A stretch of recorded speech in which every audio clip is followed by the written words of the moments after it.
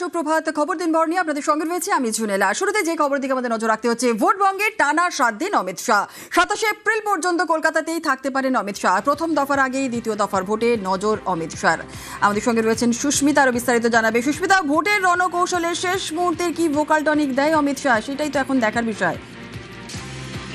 দ্বিতীয় দফার নির্বাচনের আগে রণকৌশল নিয়ে মঙ্গলবার গভীর রাতে বিজেপির নিউ টাউনের যে দফতর রয়েছে এবং সেখানে যে হোটেল রয়েছে একটি নিউ টাউনে, সেখানেই বৈঠক করেন অমিত শাহ। দ্বিতীয় দফার নির্বাচন যেসব এলাকায় সেখানকার জেলা সভাপতি, জেলা ইনচার্জ এবং প্রবাসী জেলা ইনচার্জদের নিয়ে বৈঠকে বসেন তিনি। 4টি সাংগঠনিক জোনের দায়িত্বপ্রাপ্ত বিজেপি নেতারাও বৈঠকে ডাক পেয়েছিলেন, যার অধীনে 13টি সাংগঠনিক জেলা রয়েছে।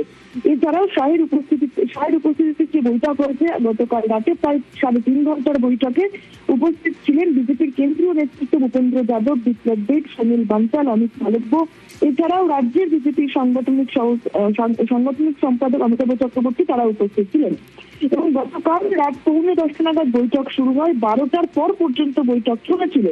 বিজেপি সূত্রে একটি খবর যে 13টি জেলায় যত বিধানসভা আসন রয়েছে সেগুলির প্রতিটি বিষয়ে আলাদা আলাদা করে হিসেব নিয়েছেন অমিত শাহ, এবং কোন বিধানসভা কেন্দ্রে কি পরিস্থিতি, কতটা সংখ্যালঘু ভোট, এসআইআর পরবর্তী কি অবস্থা, কোনটাই জেতার সম্ভাবনা প্রবল রয়েছে, কোনটাই সম্ভাবনা ক্ষীণ হচ্ছে, সবটাই তিনি পুঙ্খানুপুঙ্খভাবে তথ্য সহ যে বক্তব্য নেতৃত্বের সেটি নিয়েছেন এবং তার নিজের কাছেও যে সংক্রান্ত রিপোর্ট রয়েছে সেটাও তুলে ধরেছেন রাজ্য নেতৃত্বের কাছে।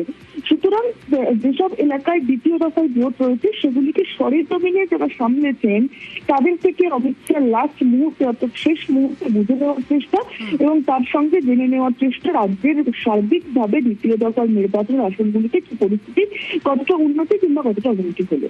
বেশ, ধন্যবাদ সুস্মিতা।